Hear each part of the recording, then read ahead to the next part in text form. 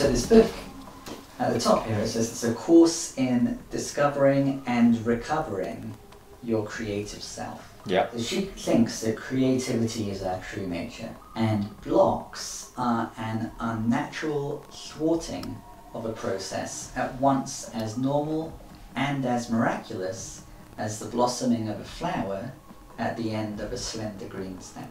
Mm-hmm. What do you think about that? I think potentially that could be true. What you are doing is creating pathways in your consciousness through which the creative forces can operate. Once you agree to clearing these pathways, your creativity emerges. So it's just as natural for you to blossom as an artist as it is for the bud to blossom. Spinoza is very important for me.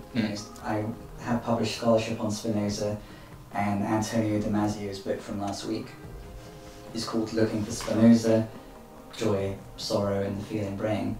And she has a quote from Spinoza, which I had forgotten about, right near the beginning. Do not weep, do not wax indignant, understand, is a quote from Spinoza in chapter 1 here. So there's this sense that if we can just have the courage to recognize where our blocks are and then deploy the tools removing those blocks. The flow state is our natural state, which interestingly relates to your joy at being in harmony with nature. Humans are part of nature. That's a key thing for Spinoza. There's just one substance, and every individual thing that you could think of is a part of that. There's one God, we're all part of God. There's one nature, we're all part of nature. Humans are not part of nature. So that's what nature means for Spinoza. Yeah. If something exists, it's nature. Yeah. It really seems like you feel more in harmony with nature and more in touch with your creative self, in large part through experimenting with these different practices. Yeah. Yeah. And you were the oldest son, so there was perhaps an expectation that you would become the farmer? Possibly there was an expectation that we both would end up farming, but You and your little brother. I think later on it became obvious that it might be smart to have one of us not farming, to make it a viable proposition to give the one who did farm a start. Yeah. So then you went off to university. Yeah. Worked for 3M, strangely, because then I later on went to Minnesota. Yeah. Could you just say a little bit about your return to Dorset? When Dad died, I inherited some farmland, and it was in Dorset, which is a couple hundred miles from where I was living. I definitely felt uncomfortable that I was managing some inherited land without knowing much about what was happening day to day.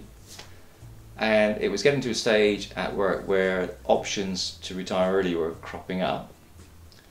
So I made a kind of bold decision that I would learn countryside management. Interesting to transition from managing people and overseeing mergers with 3M to management of the land.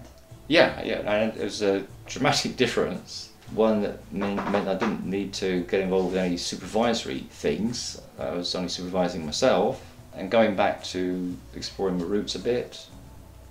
And I had no idea really what I would do with the land other than the fact that I could maintain it and stop it perhaps getting a little bit out of control or something. You felt on the one hand a responsibility and an obligation to do so. Yeah. Though it would be strange to not understand and be involved in the maintenance of I thought it would be wasteful to just sell the land and just carry on as if I'd never had any roots in the West Country.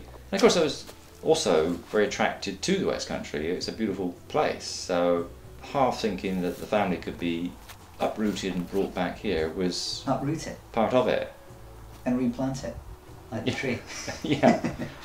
It wasn't a straightforward thing, so I had no reason to expect Sue to want to live in the countryside. She'd never had. And I was going off to university at the time, and David, my younger brother, would do the same shortly afterwards. Yeah.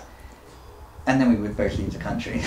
Yeah, it's true. A lot of things were disappearing from Sue's life at the time. Yeah. And I think I had to walk very carefully. So I kind of worked out that there was going to need to be quite a lot of time spent in Dorset without the necessity of deciding That we relocate to Dorset, and there was no place to relocate to, and because you kids had not left home, you'd just gone to universities, then home was still in Camberley. So yeah. the equilibrium point seemed to be I'd just rent a flat in Charmouth and spend some time here when it was in season to do the hedge laying, and other times I imagine I spent at home.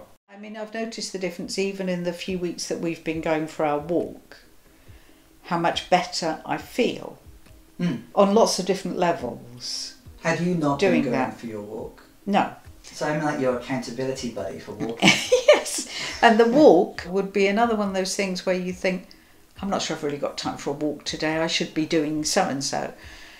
But I've worked out the benefits outweigh the time that it takes.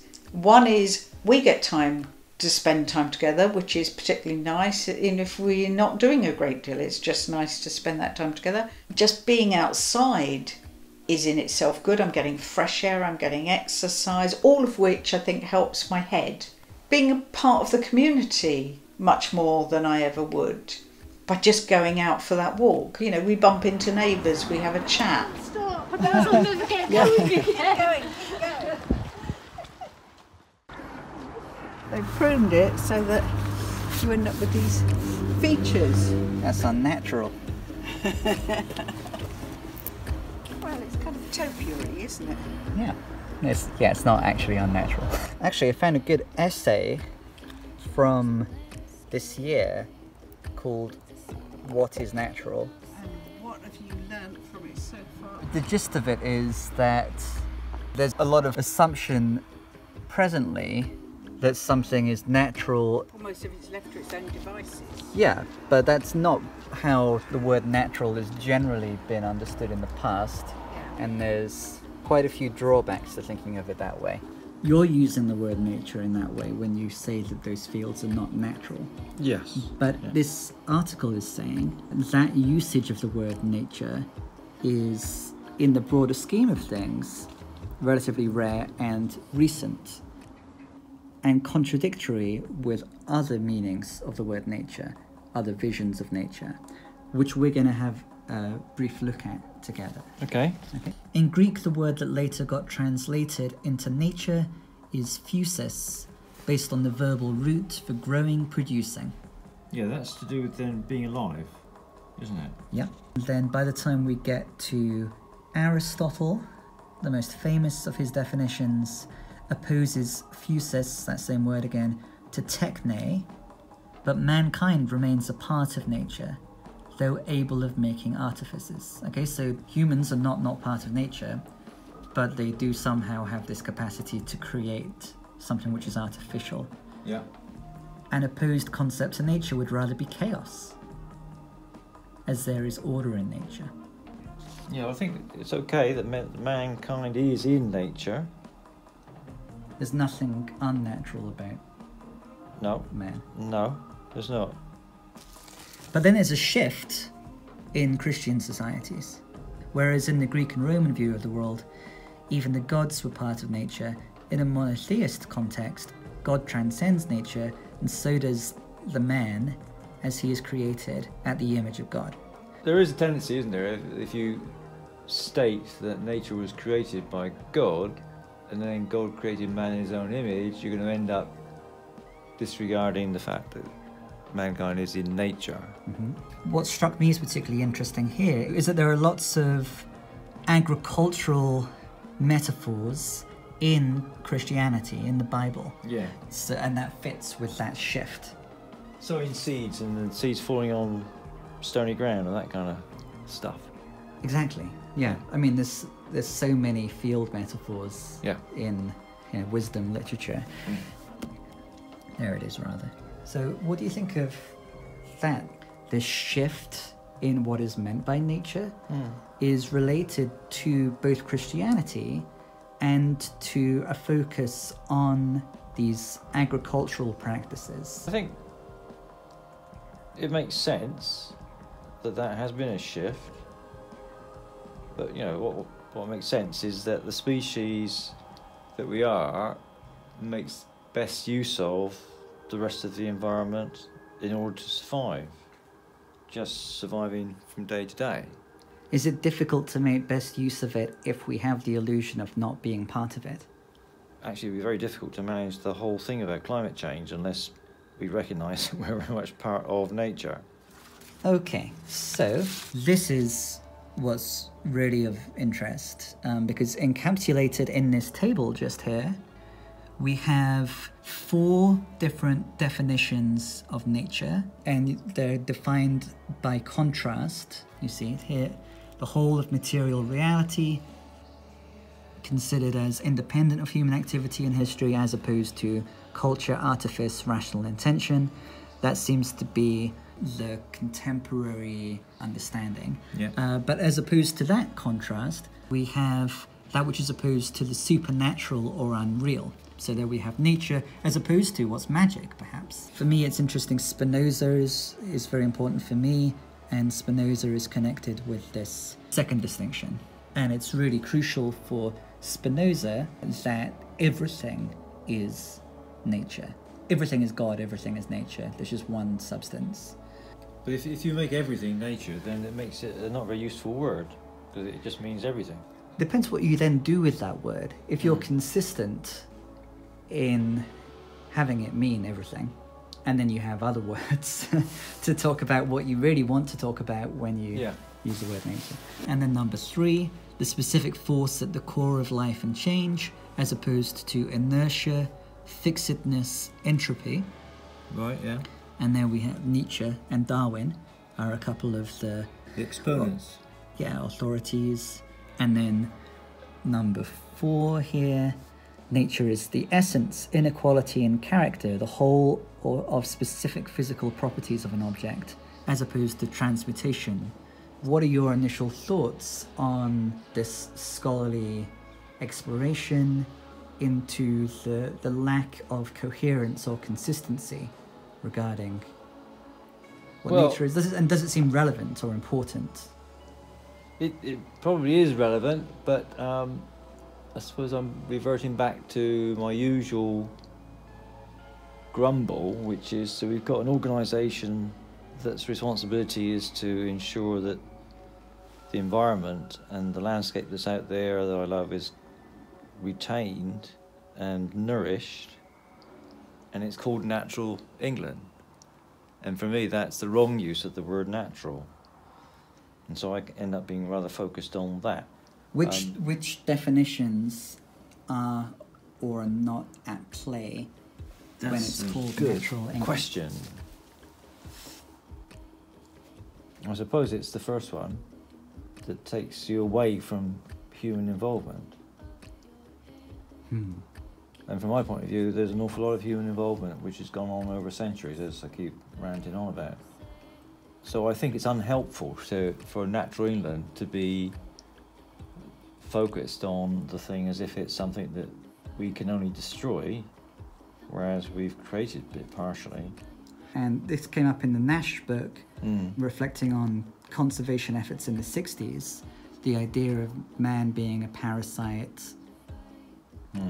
or man being part of holistic nature.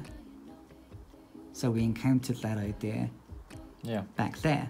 Yeah.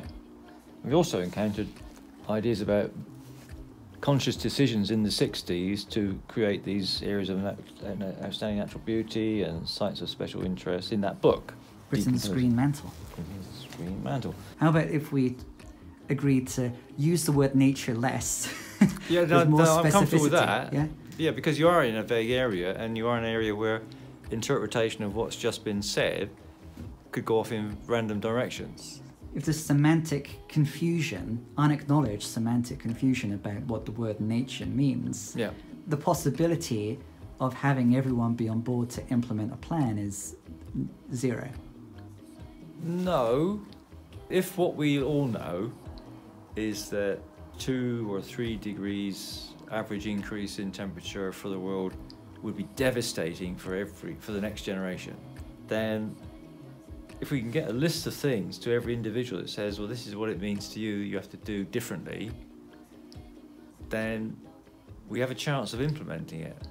Whether or not each of those individuals is bought into the idea that nature includes mankind or doesn't is kind of superfluous to the need. The need is to have the majority of the population of the world, once they've finished struggling with feeding themselves, to be undoing the generation of carbon in the atmosphere.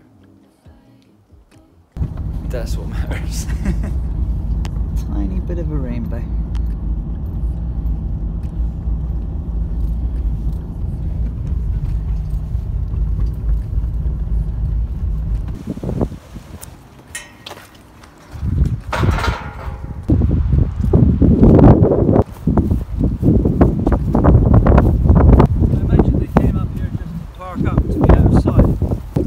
Following the tracks to see. Yeah.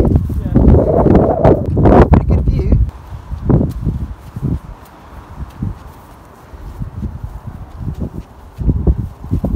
So the old coastal path fell into the ocean. The rubbish dump fell down into the sea first, and then the road fell down afterwards. Those hedges up there have been laid a couple of years ago. Did you lay them? Yeah. And the footpath will follow a route along above the top of that hedge. Oh, okay. You're checking out how the new footpath is coming along. Yeah. It's obviously not coming along its own volition.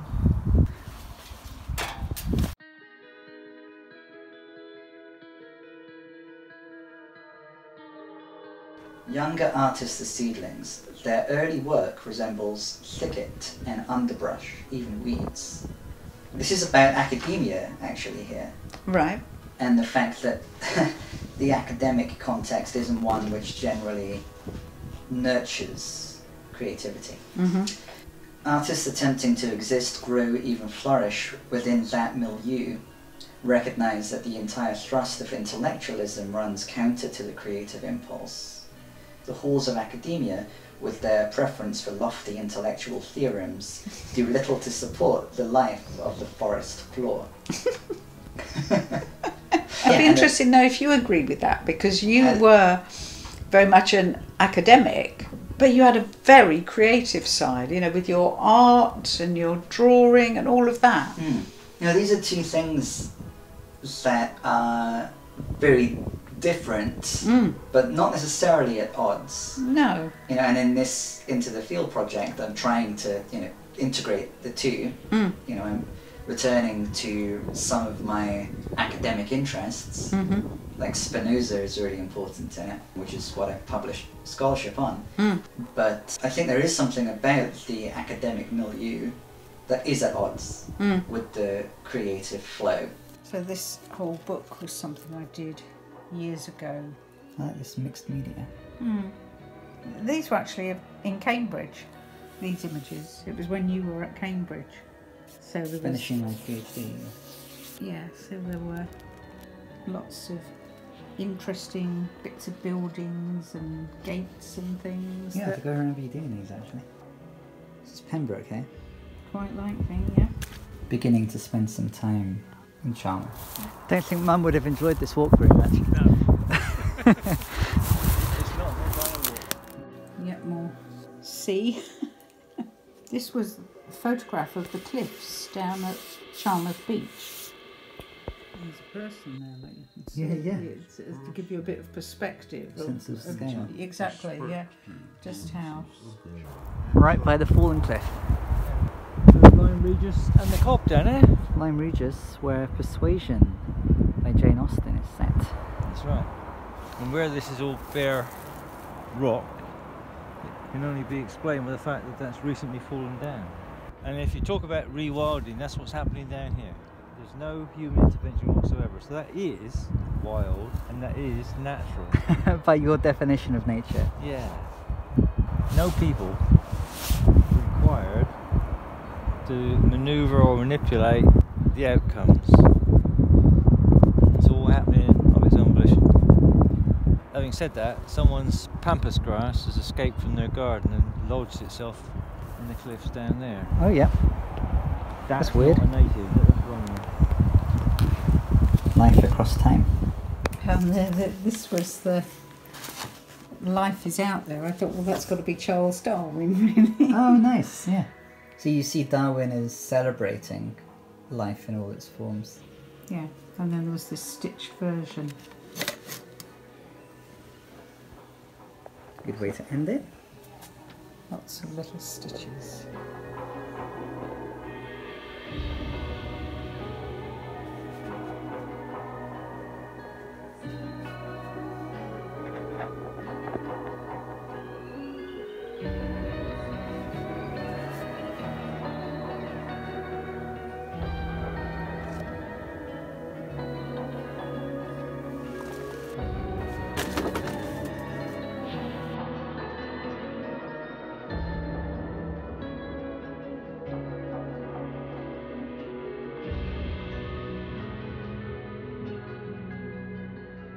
Depends on what kind of environment you grew up in, where things are different. Charles Darwin.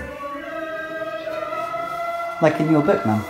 One thing that each of the films has in common At the end is of your astonishing attention to detail. Life is Out There book.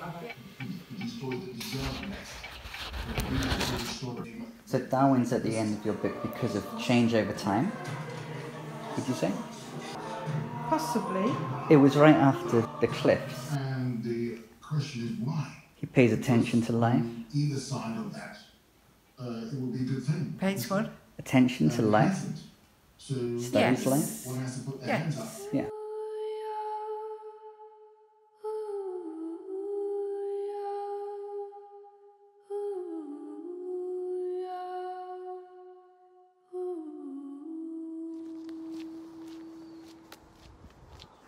As we walk up here, could you explain the channels, meeting the channels? What is it about that first struck you? I just find it an interesting thing to see. It's another But thing not- to observe which is different each day. Yes, yes. So what is it that we're looking at here?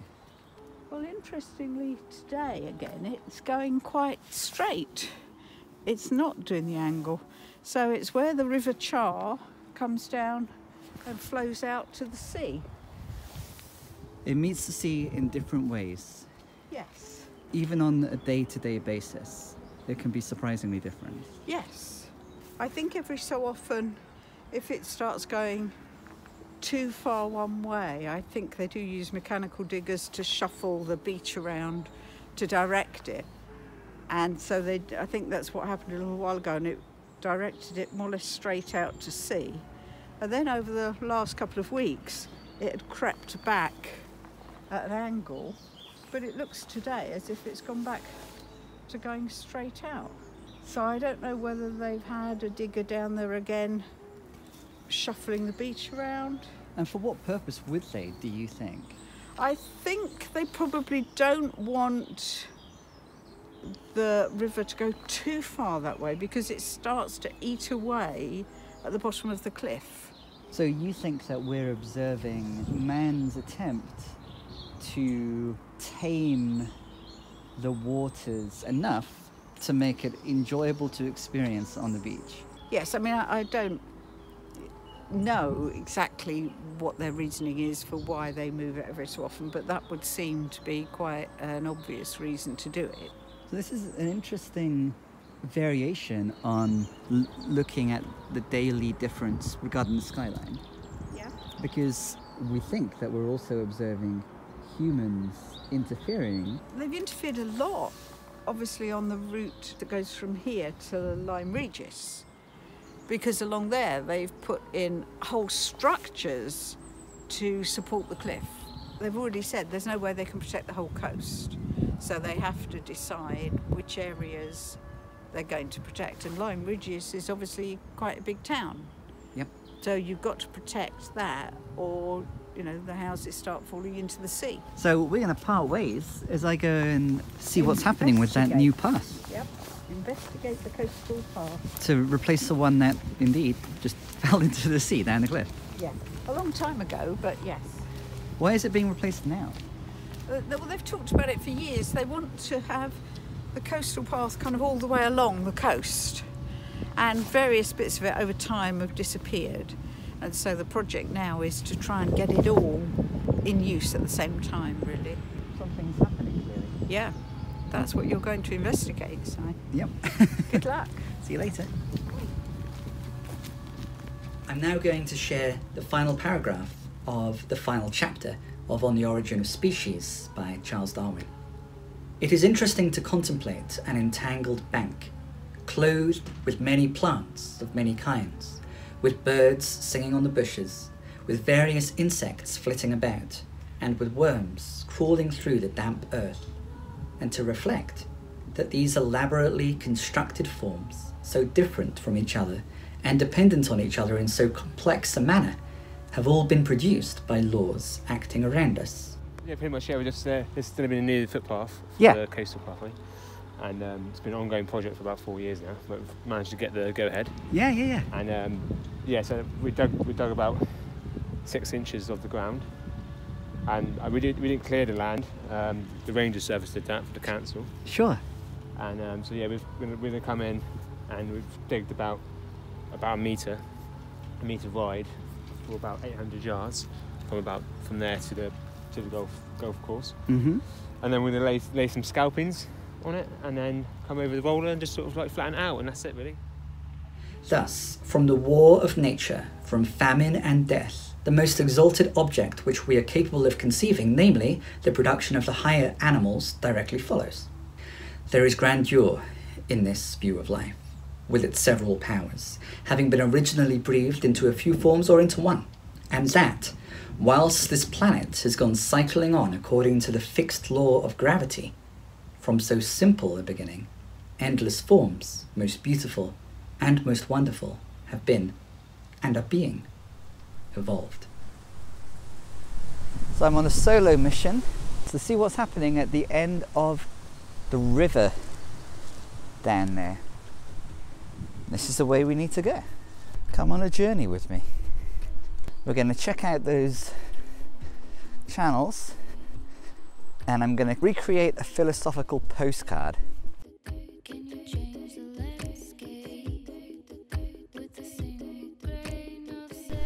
We're going to check out what's happening at the end of that river. It is the English Channel, so the channels meet a channel. What strikes me as interesting here is that then she uses lots of water imagery, which kind of relates to us Yes. looking at the channels. Yeah. There's a section called Finding the River, and a sense that there's like a spring within, effectively. Within each of us, there is something which wants to flow, and that would naturally flow if the trappings of modern life, which are explored in the newsbook, are recognised and stripped away.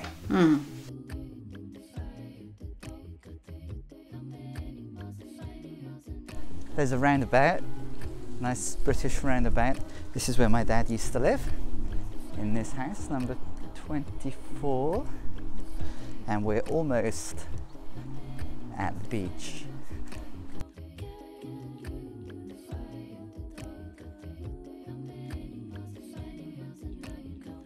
The English Channel. What you are doing is creating pathways in your consciousness through which the creative forces can operate. Once you agree to clearing these pathways, your creativity emerges. Just as blood is a fact of your physical body, creativity is a fact of your spiritual body, and nothing that you must invent.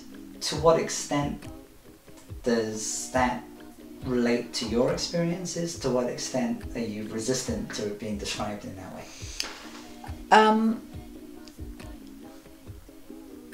I probably am slightly resistant to it being described in that way. But I can definitely see the benefit of, in particular, the walk. You know, let's talk about the walk or the garden. There's a rainbow. Just being outside is in itself good. I'm getting fresh air, I'm getting exercise, all of which I think helps my head. And here is a bridge. The community aspect is particularly helpful for me. You know, it's another bit of my well-being. So all of these things are impacting on my mental health, I think it's fair to say. Ducks. You said about freeing up the mind. Yes. So a scientific way to describe that would be to focus on neuroplasticity. You know, she says you're creating pathways in your consciousness. I imagine that way of describing things, you're more receptive to that way of describing things. Yes. Because there's a scientific explanation. Yeah. And swans. We have certain neural pathways. Neuroplasticity is a term used to describe the plasticity of those pathways. Yeah. They can become more like the channels that we observe when we're on our walks and we look down at the sea and we see those channels. They determine their own motion. Yes. And so the pathways in our mind can become more like that if we open ourselves to different kinds of experience. Yeah, I mean, I think just the physical, the very physical thing of walking is your heart's pumping oxygen to your brain. So on a very physical level, that's got to be helping. These ducks and swans inspire me to share with you a passage from Middlemarch. Here are a few passages from the prelude to George Eliot's novel Middlemarch. She's reflecting on Saint Teresa. That Spanish woman who lived 300 years ago was certainly not the last of her kind. Many Teresas have been born who found for themselves no epic life, wherein there was a constant unfolding of far-resonant action. Perhaps only a life of mistakes, the offspring of a certain spiritual grandeur, ill-matched with the meanness of opportunity. Perhaps a tragic failure which found no sacred poet and sank unwept into oblivion. With dim lights and tangled circumstance, they tried to shape their thought and deed in noble agreement. But after all, to common eyes, their struggle seemed mere inconsistency and formlessness. For these latter-born Teresas were helped by no coherent social faith and order, which could perform the function of knowledge for the ardently willing soul. Their ardour alternated between a vague ideal and the common yearning of womanhood, so that the one was disapproved as extravagance and the other condemned as a lapse. Here and there a cygnet is reared uneasily among the ducklings in the brown pond, and never finds the living stream in fellowship with its own oary-footed kind. Here and there is born a Saint Teresa, foundress of nothing, whose loving heartbeats and sobs after an unattained goodness tremble off and are dispersed among hindrances instead of centering in some long, recognisable deed. You've been catching Dad in his natural habitat. I'm not sure what mine is. Well, this is to some extent. Yes, I suppose. This is where you come to replenish. Yeah, yeah. So is the stitch, though. That's another... Yeah, your art room. Yeah. You were saying that you're more of an inside person. Yeah, I am. But you're like the squirrel that collects its leaves and brings them to your home. Yeah. I don't think Dad would have thought this was his natural habitat a few years ago, a decade ago or whenever. No, maybe not. I think, if he was honest, he might have thought it was his, but he would have been concerned whether it would be mine. Apprehensive about uprooting you. Yes. Does that make sense? Yes, Yeah. definitely. He really wasn't sure whether I would enjoy being down here. And what did you think? I didn't know. I really didn't know. It was a big decision, really, to sell the house and take that chance. But that's why we didn't buy a house straight away. So Dad rented this house. Well, you both rented this house, really, at Hammond's Mead. Well, no, before that, we rented the one down in Mapperton, True. which was incredibly rural. Yep. How would you describe Mapperton? Feudal. Feudal, exactly, yeah. That's a very good one-word response. There's definitely definitely a kind of us and them. Yeah, exactly. about Yeah, Mapperton. which you were not part. You wouldn't think of yourself as part of that us. No, definitely not. You might have just about been allowed in. I remember talking But about the definitely we novel Felix Holt by George Eliot, which is a pretty obscure George Eliot novel, Right. with Lady Mapperton.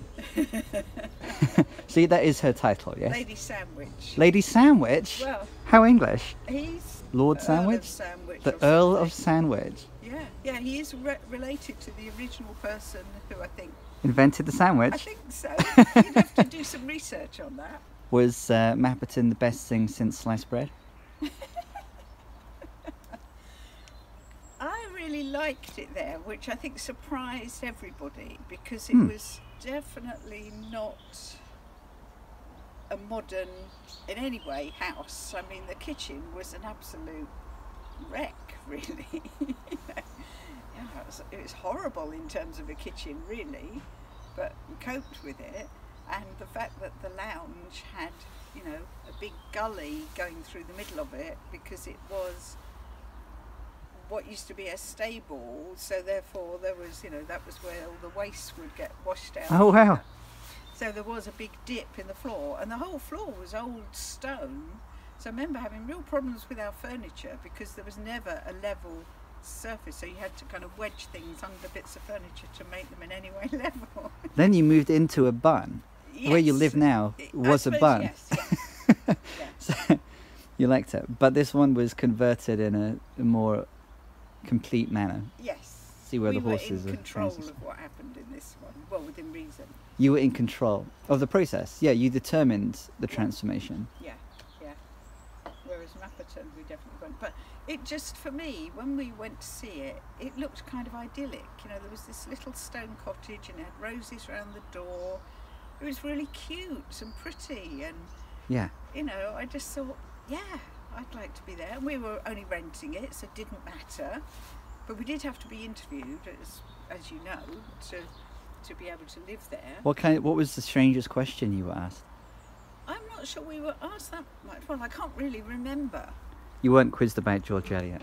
No, I think, you know, you were there, I think, partly maybe after the interview. I can't remember. I know you were around, weren't you and David?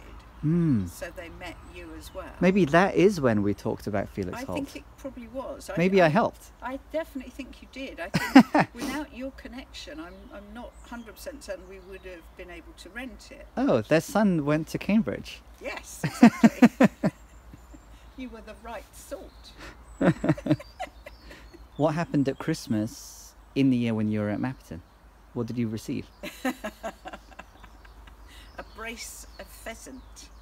A brace of pheasants. Yeah, which is 2. So you get 2 pheasants. We've got a male and a female. They were hanging on Romantic. our door when we got back. And you weren't told that would happen? No, we weren't told anything. All the tenants would receive pheasants Yes. from yes. the Lord and the Lady sandwich. Yes. So yeah, we had to look up on the internet what you did with them because we had to pluck them, obviously. Didn't you know? Good thing they didn't quiz you about what to do about a pheasant in the interview. No. Don't note come these with then. instructions, so no, we had to look it up on the internet. When I referred to the other house at Hammond's Mead, Yeah. I was showing footage of my journey down Right. to investigate what's happening down there. Right. And now we have arrived then, and I'm going to show you what it looks like and see what you make of it. I know you're not the expert. No, I'm making you the expert on the scientific expert, authority seat, Dr. Calder, on what's happening here. But here we go. So this is Sue's interpretation, Sue's perspective. And what can we see? What's happening there?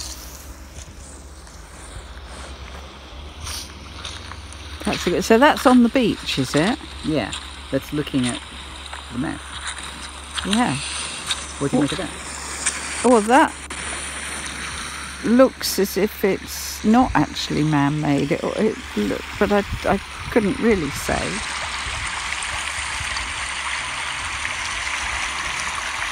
I mean, it really has just dug a big, deep channel, hasn't it? The River Char. It's quite powerful, that water. Yeah, isn't it is very. When we've had a lot of rain, it's smooth. What is going on here? You can see it's left its indentation.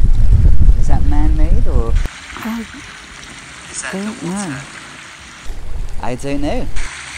Neither of us know. Maybe the person But it's watching. interesting to witness and contemplate. Maybe the person watching us knows. I like the combination of appreciation of nature and absurd meta technology here.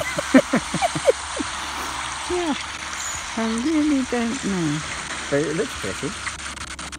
It does, and it really is very powerful. I mean, that's a whole river Passage from Middlemarch. rushing down there. Time for another passage from Middlemarch, they say. Time for a second passage from Middlemarch. Well, thank you for your expert opinion. Inspired by what's happening here, it's time for a second passage from Middlemarch. Inspired by what's happening here, it's time for a second passage from Middlemarch. So it went. And here's the final paragraph from Middlemarch. Certainly those determining acts of her life were not ideally beautiful. They were the mixed result of a young and noble impulse struggling amidst the conditions of an imperfect social state, in which great feelings will often take the aspect of error and great faith the aspect of illusion. For there is no creature whose inward being is so strong that it is not greatly determined by what lies outside it. A new Teresa will hardly have the opportunity of reforming a conventual life, any more than a new Antigone will spend her heroic piety in daring all for the sake of a brother's burial. The medium in which their ardent deeds took shape is forever gone. But we, insignificant people, with our daily words and acts, are preparing the lives of many Dorotheas, some of which may present a far sadder sacrifice than that of the Dorothea whose story we know. Her finely touched spirit had still its fine issues, though they were not widely visible. Her full nature, like that river of which Cyrus broke the strength, spent itself in channels which had no great name on the earth. But the effect of her being on those around her was incalculably diffusive, for the growing good of the world is partly dependent on unhistoric acts, and that things are not so ill with you and me as they might have been is half owing to the number who have lived faithfully a hidden life and rest in unvisited tombs. I'm being filmed again. So now you have concluded, with not complete certainty, that the water is just doing its own thing. That's your expert opinion. So, what do you make of what you can see now in light of your scientific, very objective findings? That at the moment, it's the water itself that's choosing its own path. That's a nice conclusion to come to. I'm glad to have been your assistant, doing the legwork. Nietzsche had mixed emotions about Spinoza. We'll be returning to both of those figures next week. After the main reason why I've come down here is to recreate a famous philosophical postcard which Nietzsche composed. I'm utterly amazed. I am utterly enchanted. I have a precursor. And what a precursor! I hardly knew Spinoza. That I should have turned to him just now was inspired by instinct. Not only is his over-tendency like mine, namely, to make all knowledge the most powerful affect, but in 5 main points of his doctrine I recognize myself. This most unusual and loneliest thinker is closest to me in precisely these 5 matters. He denies the freedom of the will, teleology, the moral world order, the unegoistic, and evil. Incidentally, I am not at all well as I had hoped. Already 6 severe attacks of 2 or 3 days each. With affectionate love, your friend, Friedrich Nietzsche. July 30th, 1881. What does this path look like? It looks like a path, yeah? Yes. So that is where people have already gone unofficially, taking a shortcut to the top. Instead of following the old route, which of course goes over that cliff now. Yep. We go across here, and skirt around the edge of the golf course to join up with the other path.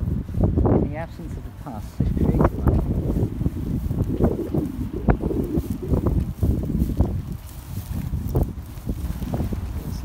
What's your art project and how does it involve? I don't know. Silly thing is, I don't know. The Stitch Club have told us that after Christmas, one of the art projects will involve leaves. Autumn leaves. And that because they will have all gone by then, to collect some now and store them. So it's a mystery why you're doing this. But It is a bit at the moment. You're trusting the universe. Yeah. You're like a squirrel or something.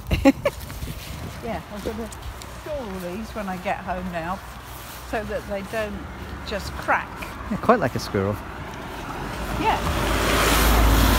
Yeah. It's quite a nice one. Quite nice veins. I think they'll be used for printing, so it's quite nice to have one with nice marking. Yeah, good thinking. We're trying to break out the matrix. Hello, how's it going? I'm doing very well. I'm really interested in the transformation of the land that's happening. Sorry, yeah. Yeah. Oh, we were just wondering, obviously, because you're Yeah. filming. Is that okay? It's just for like an art project, basically. Okay, yeah.